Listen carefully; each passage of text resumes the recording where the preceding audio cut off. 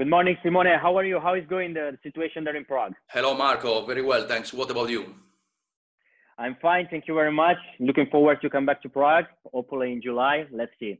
But I'm here with you right now because for this meeting, because I would like to speak with you about some topics, mostly what is going to happen in the world, in the financial world right now, even like in the trading, having some tips by you.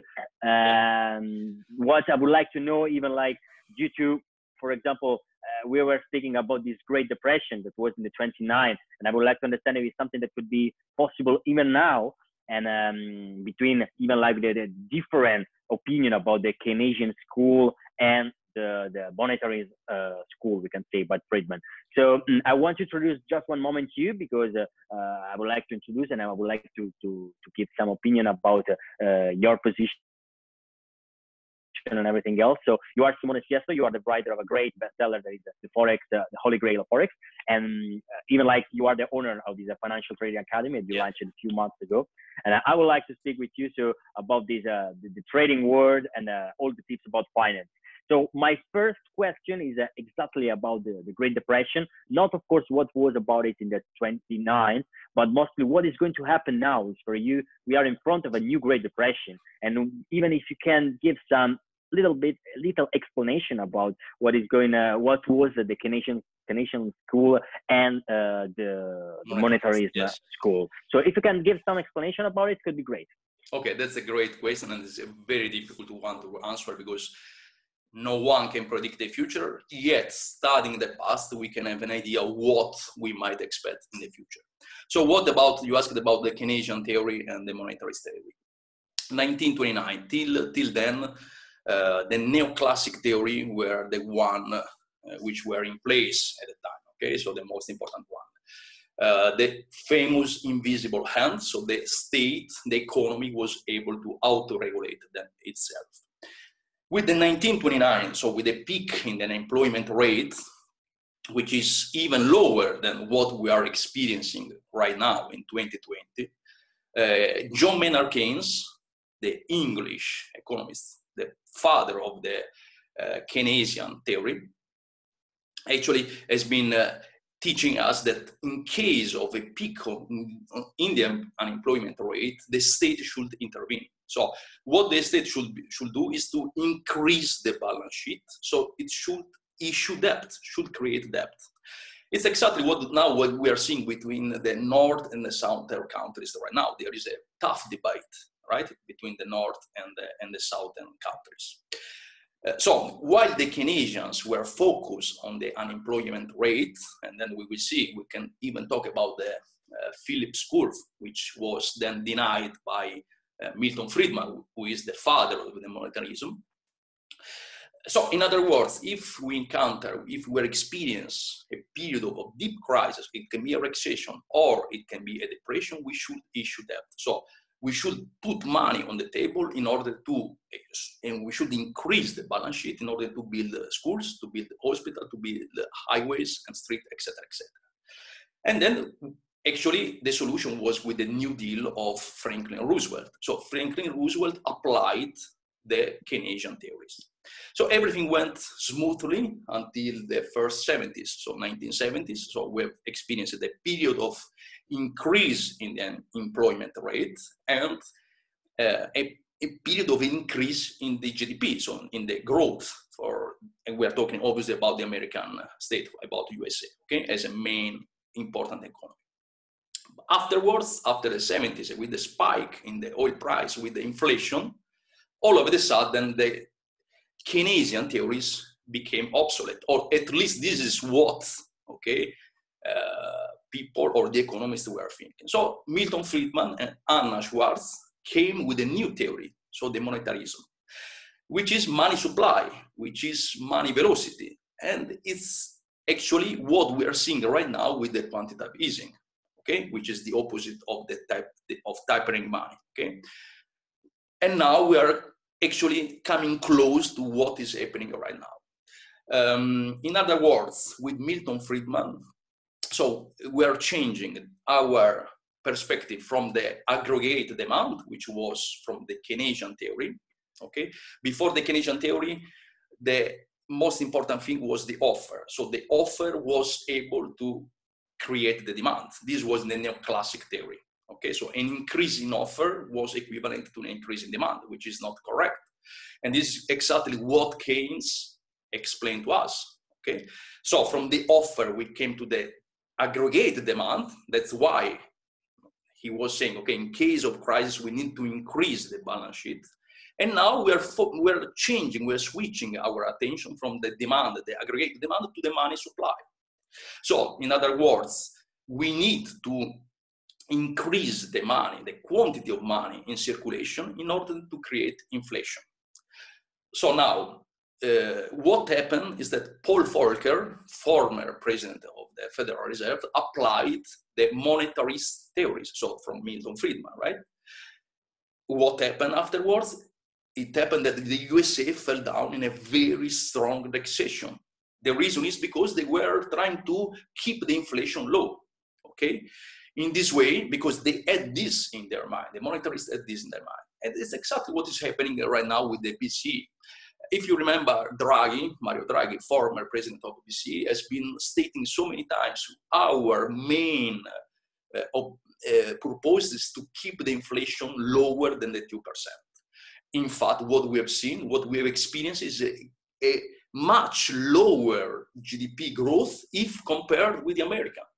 So the European states have been actually increasing their economies at a really lower path if compared with America, with the USA, because they are just following as main purpose to keep the inflation lower than the 2%. So what is happening right now? In 2017, Jerome Powell, who is the president now of the Federal Reserve, was trying to tapering out. So after 2008, we've seen the quantitative easing. So again, the monetarism came in place again. So they increased the demand, they increased the money supply. So this is the quantitative easing in order to try to afford the consequences of the depression, or recession that we experienced in 2008 to 2009. But while the USA were able to retrieve the economy, the previous status, Europe was not able. And here again, we come back to the Keynesian theory. That's because we have a fight between the northern countries and the southern countries. So while the southern countries want to increase their balance sheets, the northern countries like Holland, okay, and they don't want to increase the balance sheet. So now to come to nowadays, to answer to your question about the possible Great Depression, in 2017, Jerome Powell tried to taper out, okay, the money.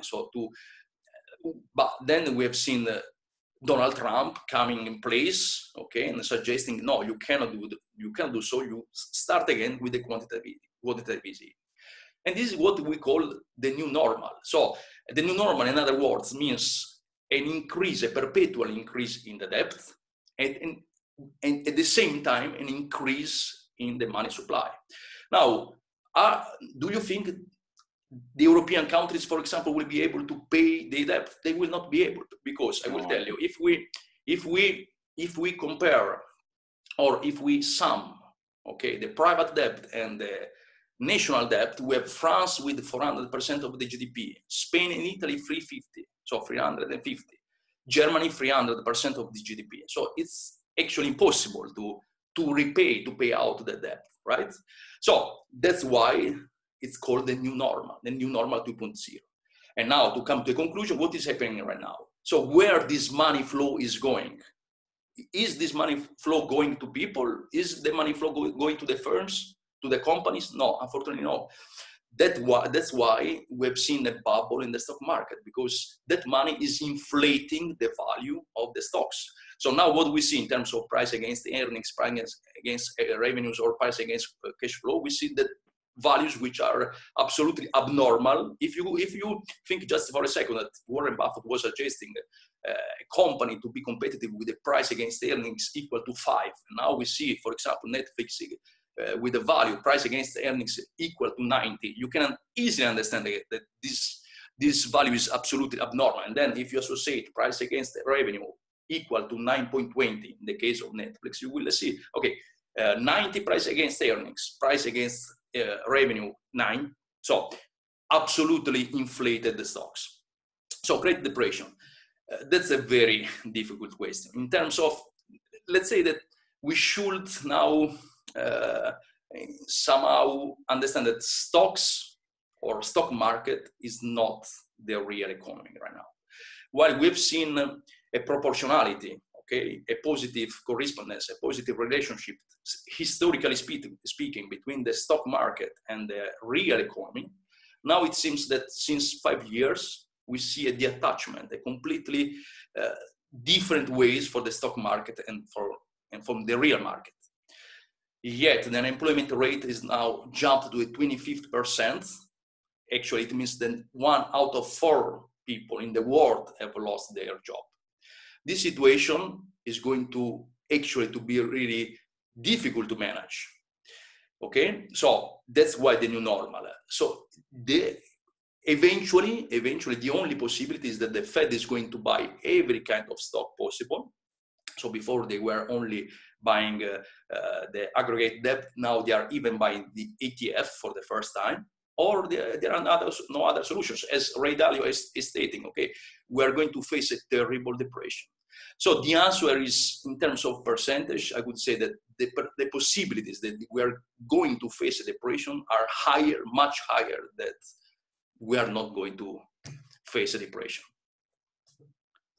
Okay, so definitely this is your opinion that I really Yes. appreciate, again, because it's something that I can see that you studied a lot and you have a lot of know-how and knowledge about this stuff, and it's great because there are different opinions too, but I could understand that even this one is a really strong, and all the explanation that you gave is like a really interesting, seriously.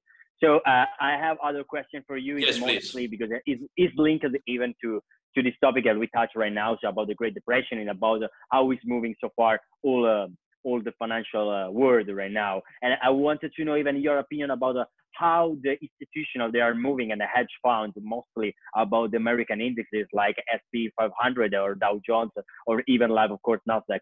So I would like to know better from your side, how is. Okay, that's a very interesting question. And actually, it's really important what is happening in the USA right now, since 3/4 of the money, of the global money, goes to USA, to the American market. So once we know what the institutionals, okay, or asset managers and the leverage funds are doing over there in USA, we might have a very great idea of what is going to happen in the world.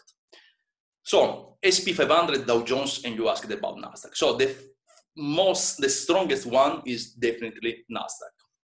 And the reason is because the asset managers or institutions and leverage funds, both along, they are named non-commercial. Okay, we can retrieve this data analyzing the COT report, which is released every Tuesday. Okay, and it's compulsory. And then on the other side, we have the commercial and then non-reportables. Non-reportables are the retail traders, in other words. Okay, retail traders would tend to be trading the wrong side of the market. Okay, while the non-commercial tend to buy when the market goes low and tend to sell when the market goes high. And of course, we have to know, as a traders, we want to know what the big hands are doing. So, and definitely institutions or asset managers and leverage funds are the big hands. So if they are long, we want to be long with them rather than try to face them, because as a retail traders, we don't have a chance to face them. We're going to lose our money. So what they are doing right now?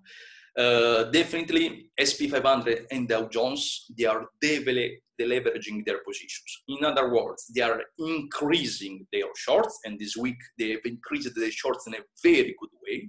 So for both Sp500 and Dow Jones, while they are decreasing their longs. In other words, they are net short. Actually, for Sp500 and Dow Jones, they are net short.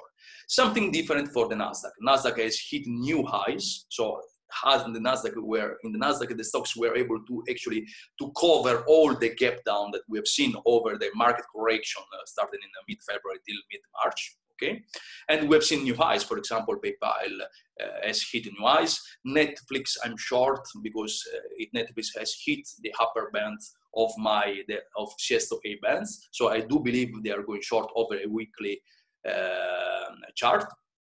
Yet, why I will not short the stocks listed in Nasdaq, I'm going to short Sp500 and Dow Jones. So what is happening is that the commercial and non-commercial are trading the opposite side of the market. Okay, so now non-commercial, so asset managers or institutions, leveraged funds are short in the market, so and are net short because their position are below the zero, while the commercial being on the other side of the market are above the zero.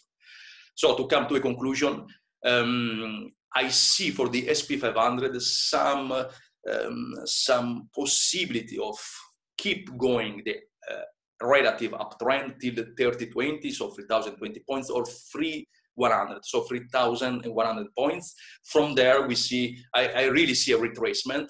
Maybe we're going to close the gap down at 2,800 points. So for coming to a conclusion, Nasdaq, they are still strong, they are still buying, while they are selling the Sp500 and the Dow Jones. Good, absolutely. Mostly, I would like even to touch other topics more about the Forex, so the difference between the currency pairs and everything else. So due to, for the situation right now, I'm curious about, for example, the yen, the Japanese yen, even though the Australian dollars and the New Zealand dollars. So I would like to understand how you see the difference between these currencies, and which is your opinion about this outbreak situation that we are discussing now, and how do you think that they are going to move? Okay, at least in which direction? Yes, that's interesting. As you know, Japanese yen and the Swiss franc are highly correlated with the market. Inverse, I mean, it means, in other words, if the market goes up, of course, the Japanese yen tend to decrease its value, right? And the same for the Swiss franc. While in terms of period of decreasing, okay, of the main index value, we are experiencing a spike in the Japanese yen. So what happened? For example, I've been publishing a post suggesting, it was early November, suggesting to short the Canadian dollar against the Japanese yen. I also gave a target at 106, and in mid-March, I hit the target, and I made a great trade. So what is happening right now? We have seen a point of low at 6. You asked me about Australian dollar against Japanese yen, and then we're going to analyze the New Zealand dollar against the Japanese yen. Related to the Australian dollar against the Japanese yen, we have seen a relative low at 60. We have an absolute low in terms of monthly chart around 50, and we have seen we have experienced a descending channel on the monthly chart with the oblique resistance around 80 and oblique support around 60. Now, in terms of bands, my bands, the CS8 bands, in terms of daily chart, I still predict a movement up, like I've been, since it's correlated, okay, the Australian dollar, Japanese yen with the Sp500. If I forecast the Sp500 going up, I also want to see the Australian dollar against the Japanese yen going up, right? So if I see the Sp500 till 3,100, I do think that the Australian dollar against the Japanese yen is going to hit at least 73, 74. So at 73, there is a huge horizontal resistance. So I'm not going to short Australian dollar against the Japanese yen until I see that price. Same for New Zealand. New Zealand right now, New Zealand dollar against Japanese yen, this cross is getting weaker than the Australian dollar against Japanese yen. In other words, the Australian dollar now is getting stronger if compared with the New Zealand dollar. And the reason is because for the first time, the governor of the Bank of New Zealand, the Central Bank of New Zealand, has been talking about deflation. Okay, so that's why in terms of carry trade now they prefer to buy the Australian dollars rather than the New Zealand dollars. In any case, in terms of monthly chart, we should be very careful because right now we are really close to the main support at 50. Where again, on Friday closure, Australian dollar against Japanese yen was quoting 70.50. So we are obviously far, but not that far. So a real point where we should be buying, okay, the Australian dollar against Japanese yen is equal to 50 rather than to 60, okay? Again, over the short term, I still see a movement up. Something different will be when we will see the Sp500 hitting 3,100 points. It makes sense. It makes sense. And yeah, like you said, the last point, I completely agree. So let's see how it's going with the trend of the Sp500, and later probably it will be affected, of course, even like all the other part and the finance mostly about the currency. Let me add something, if I can. Sorry, you know what is happening right now? There is a lot of confusion in the market. Too many retail traders are calling for shorts, and what happens if too many retail traders are calling for shorts? Of course, the brokers are going long, since actually the brokers know that retail traders lose money at the rate of the 80%. So 8 times out of 10. Traders are losing money. So if they are calling shorts, most probably the market is going long. Of course, as been saying before, the institutions and the asset managers and the leverage fund are now on the short side of the market. Yet, for the short term, they are trying to hit their stops. That's why for the short term, I'm still not shorting the Sp500, and I'm still a little bit long for the Australian dollar against the Japanese yen. But it will come the time when we will see a reversal. Makes sense. It depends even about the brokers. It could be like brokers that it could be a STP or market makers in order to get the money from the clients, but it will be even different. I'm working for an STP broker, so it's completely different from a market maker. So just to understand that there are two different kinds. So that's even like important to explain to the other people that probably they don't know exactly how is the system. So it's just I would like to do this detail in the conversation because it's good that the other people know about it. So later, I would like to touch another point, mostly about you, because you wrote your book. So later, I would like that you can say something about your book, the Forex, the Holy Grail. And I would like to understand better how is your way to trade. So if you like using like a trading intraday, or if you are using, for example, a multi-day trading, it's important that even the other people can understand how is your trading. And mostly, if you touch this point in your book, would be great if you can explain us. Yeah, definitely. Okay, that's a very interesting topic, because you know when traders don't like to talk about their way of trading, mostly because maybe they lose money. Okay, so let's be clear. When that's another very important concept. Okay, no one is obliging you to take just one side of the market. In other words, if I'm overnight shorting, okay, the stocks, the American stocks, that doesn't mean that I cannot go long intraday or for a week. In other words, for example, I will give you a practical example. Fresenius is a German company, and I'm shorting Fresenius. So I'm overnight short with Fresenius.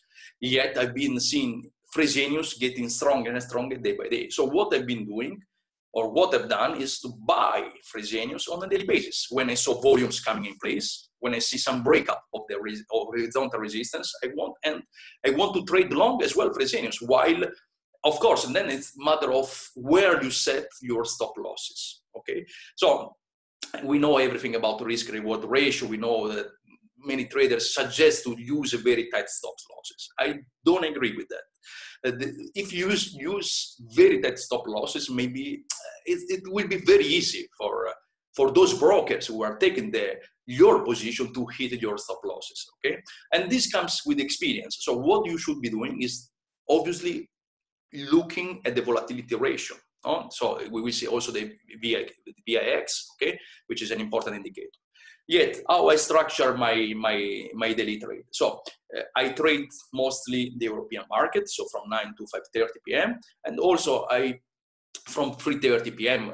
Italian time, so Rome time or Prague time. I also trade sometimes American stocks when I see some nice opportunities. Okay, so how I structure my day. So first of all, I want to see exactly what the Australian dollar against the Japanese yen is trading and what they've been doing the night before. Okay, then I try to check some news, even if I don't trade the news, but I trade the naked price. I want to trade the price action rather than the news, right? But most importantly, I check the futures. So how the American markets are going to open? Are going to open lower, so in red or in green? What about the futures? So the three most important ones. So DAX 30, CAC 40, and FTSE MIB.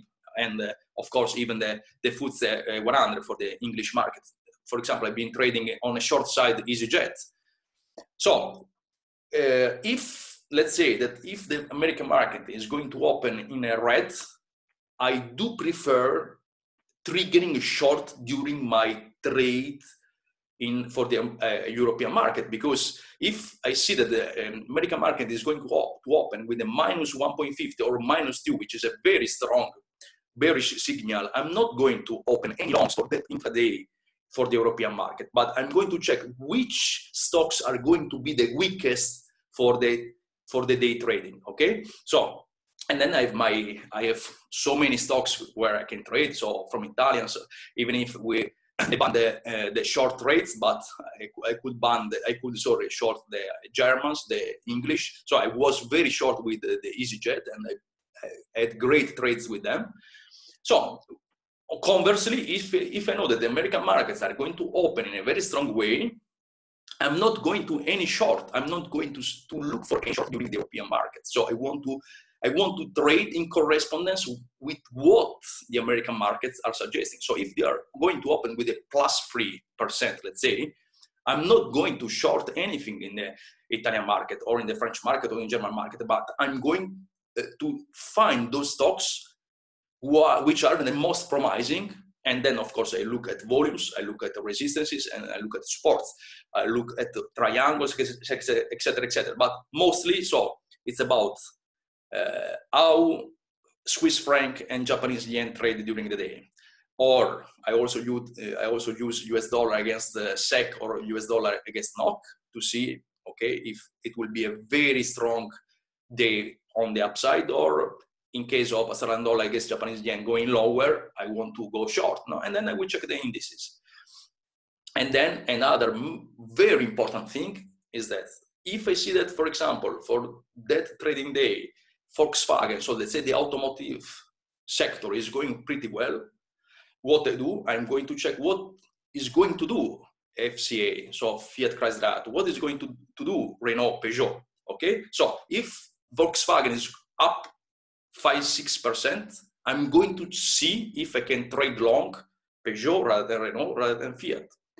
If EasyJet is going to lose 7% during the day, I'm not going to buy Lufthansa. I'm going to see if I can short Lufthansa, right? And here I will come to a conclusion. The most important thing that I do, I never trade the first hour. And the reason is because it's very volatile and it's full of tricks. So I really don't suggest any retail traders, any novice trader to trade the first hour. I always wait from 9 to 5. I study the market. I see what stocks are promising, both on the short or on the long side. And then afterwards, only after 10 or even after 10:30, I choose which stock I should trade, and also obviously look at my volumes and my indicators. So watching competitors for you is really important in that case, even because you can understand how is the movement between them. Like you said, for example, in the automotive industry. So if it's going very good, for example, the Volkswagen, you are going to watch what is going to do FCA and mostly the other competitors like Renault and Peugeot. That's the way that you are trading, for example, about the stocks. And it is the same, for example, even in Forex, if you are trade Forex, for example, or the intraday and multi-day for you in Forex is different than the stocks. No, I don't see any kind of similarities, but it's a completely different game. The reason is because, the fluctuation in Forex, let's say over 1 month, you will have 5% fluctuation, right? While with a stock, you can have 10% fluctuation in 1 hour and 2 hours.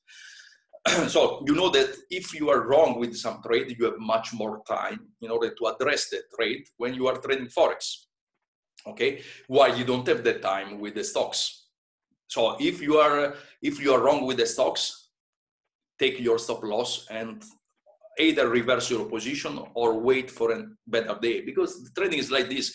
And it's really important to underline, to point out that trading, you cannot win 22 days per month. It's not possible. Last month I had like 20 days in a row of trading profits, but it has been a great month. This month wasn't like this, but you have to be honest as a retail trader. And then of course you want to, you will run your statistics every month or every quarter or every trimester or every 6 or every semester, and then you will see if you will be able to be a successful trader. So if you will be on that 10 or 20% top of traders or not. But as Ray Dalio has been telling, look, winning in the stock market is like winning a gold medal at Olympic Games. We have to be honest, it's not that easy. Trading is not for everyone. We know, even like, because the number in trading are pretty bad, we can say, even because the 75% more or less for every broker are people that are losing money. So we can say that it's quite hard, this world, and it's not like for everybody, but that still there are people that can gain money, can have like important gains, but still these people are not really common. So it's like quite hard work, and we know that because we are inside this world and we know how is the situation. Mostly even because we were speaking about your way to trade, and your I would like to understand even better which kind of indicators you're using. I read your book, and in your book there was written that you were using the RSI. I'm thinking about the relative strength index that you were using in a different way. Probably you were the first person in the world that were using in that way. So I would like that you can explain us how was this RSI and how you were using this relative strength index in your trades. Okay, thanks a lot for this question. That's really important. That's true. I've been the first one to define how to really use the RSI, so the relative strength index. Commonly, the relative strength index has been taught to be used as a contrarian indicator, which is not true. It's false. And now I will explain to you why. So what I did and what I wrote in my book, Forex Daily Grail, is, look, first of all, two conditions. Is the stock or the asset more in general trending or moving in a range? So where experiences higher highs and higher lows, so it's in trend, or the stock or the asset is moving between highs and lows. Then we have a completely different usage for the RSI. In other words, if the asset is moving in a range, when we see the RSI hitting the 70 or 80 free short, then yes, we can go short. Or conversely, if the RSI is hitting the 20 or the 30 free short, we're going long. But only if the stock or the asset is moving in a range, so between highs and lows, so between resistances and support. Yes, but yet we know that sometimes, like 30% of the time, stocks or the asset move in a trend. So if the RSI, if the asset is making new highs and new lows, going short when the asset makes a new high, it will mean just being stopped out. You will be stopped out. So when we will see the RSI hitting the 70 or the 80 free short, we have to go long. While when we see the RSI hitting the 30 or the 20 free short, we have to go short. And the reason is because the asset is getting stronger and stronger. We can reverse our position only and if and only the RSI crosses back from the overbought area, what is called overbought area, incorrectly, okay? And then we can reverse our position. But when an asset is trending, you should buy that asset when the RSI is hitting the 70 or the 80% of threshold. And of course, I've been backtesting this because with real-time software, I've been backtesting over the years with my father, etc., etc. And I can tell you that this system works. So, for example, Apple. Let's talk about Apple. Apple is a very trending company. Okay, when we see the Apple hitting 70% or 80%, and everyone can go there and look at the chart. Okay, that person will realize that if they go short when Apple will hit the 70%, the 70 free short, that person will be losing money, because when the RSI hit that 70 free short, he should go long. He should go long rather than go short. So that's a very important distinction, which I've been the first one. I've been reading, thousands and thousands of web pages, books, webinars, etc., etc. I've been also hosting webinars, and nobody before me has explained this concept. And the same is for the CCI, the Commodity Channel Index. I use different setting for the CCI. So normally you have a 14 or 21 period as a default setting for the CCI, while I use the 66 or 132. The reason is because in this way, I'm going to get rid of the noise, of the market noise.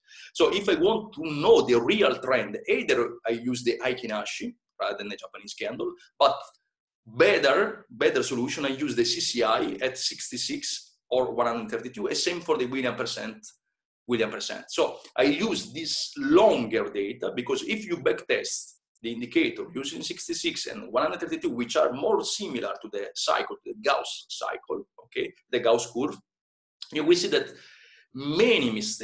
you will be avoiding many mistakes. And the reason is because you will get rid of the noise, okay, of the zigzag that the markets do. That's good. That's good. And I want to add just one point about the CCI, because the commodity channel index that you mentioned. And yeah, there are several uses. For example, I'm using the 150 positive and negative for this part, even because I belong to another school. We can say that I was watching another academy, and yeah, there are several different setups that you can put for the CCI. So it's interesting that you put even like this party like 132 and even like not the normal setup that you can see in the CCI. And yes, for the RSI that you explained, it's something completely new even for me, but it's great that you can explain this part, because it's something that could be interesting even for the other people, that they can read your book and they can understand even better how to use it. So I have the last question, but yes, later, please. Of course, you can tell us something else. Mostly is you mentioned this indicator before, because I'm speaking about the volatile indexes, that is like VIX. And in that case, if I'm not wrong, this index is like the fear index. So I would like to understand better your opinion about this fear index and how the trader can use it, just even to understand, for example, a future drawdown or something that can happen in the future, mostly for this volatile situation. Great question. It makes really sense, especially nowadays. So I've been stating that when I trade every morning, I check the American futures. Okay? I also check the VIX. And the reason is because, as you mentioned correctly, it's the fear index. Right now, we see a perfect case of Gauss curve. So between February and March, we've seen the ascending phase of the Gauss curve. And now we are experiencing on the daily chart the descending phase of the VIX. Now, we are really close because it's 28, the point, the quotation, and we have a gap around 1820. Okay, so right now, what is happening? If you analyze the VIX, you will see that we can already see some sort of bullish divergence. So right now is in the descending phase, which means the market is going to be quiet. That's why I'm forecasting the Sp500 going to hit 3020 or 3100. Okay, because I still see some movement, some room for a movement up, and the reason is because the VIX is still quiet. Once we will reach the support area, the horizontal support area, which is around 22, there problems might come. Because from there, I see the VIX rising up again. And from there, I see the market going down again. So we might see a fallout for the American market. And this could be around between June and July. And let's see, it will be really interesting. So far, we're experiencing the VIX going down in the descending phase of the Gauss curve, which is okay. That's why for the upcoming weeks or for the upcoming days, I still see a market relatively calm, okay? But then some problem might come. And, you know, if we'll be approaching 22 as a horizontal support, it will be just a matter of days, and then we might see a rebound of the VIX and consequently a fallout for the American indexes. Also, I like to use the Kopoku curve, which is a very nice indicator. And the Kopoku curve is already experiences the derivative above the zero, okay, which means it's predicting a movement up. So the VIX is a really, really interesting indicator. And as a trader, you should always have a look at. That's interesting. But I was reading, I'm not using so much VIX, but I was reading, for example, during the normal time, we can say, is around 20, 22, like you said. And is it true that, for example, in March was around 50, 56 or something like this? It was the moment that probably the max volatility situation. It arrived, if I'm not wrong, almost to 90. Someone was already predicting 3 digits. Yes, that's why, we're talking about the Great Depression. It never happened so far in the history of the VIX, never happened that we experienced 3 digits. So we came close to 90, or also we overcome 90. I'm not sure now, I don't have the chart here in front of me, but we can have a look afterwards. And of course, that's triple digit will be a disaster. By the way, what we have seen during over February, March, we haven't seen. I have my generation, I've never seen it. I've been going through the 2000 bubble, I've been going through the 2008, 2009 recession, but I've never seen something like that. But again, in terms of chart, if we analyze the monthly chart, it's just a matter of time. That's great. That's great, Simone. I'm so happy that I could have this great conversation with you, that I could give this interview to you. Of course, I think that you can even send, for example, or please put like your link of your book below this video, in order if you want to promote your book and everything else, because I think that a lot of people would like to ask you even more information. You can put your contacts inside, and in order that people can even contact you. And I would like to say that you are doing this academy, like private academy that you are doing on Facebook, in your page, and that's it. By my side, everything is really clear. I would like to say thank you again to you to be here with me during this conversation, and hopefully we will have another great opportunity in the future to have possibly another webinar where we can even host other people and have a good collaboration and good dialogue with other people that can be with us here. Always available whenever you want. Thanks a lot. Thank you very much, Simone. I wish you a great day, and hopefully we will see. You too. We will see all together in Prague. In Prague, yes. Probably I told you in July, but let's see how is going this outbreak here in Italy. And so far, it's going better. So fingers crossed. And see you soon. See you soon. Thank you. Have a nice day. Bye-bye. Bye.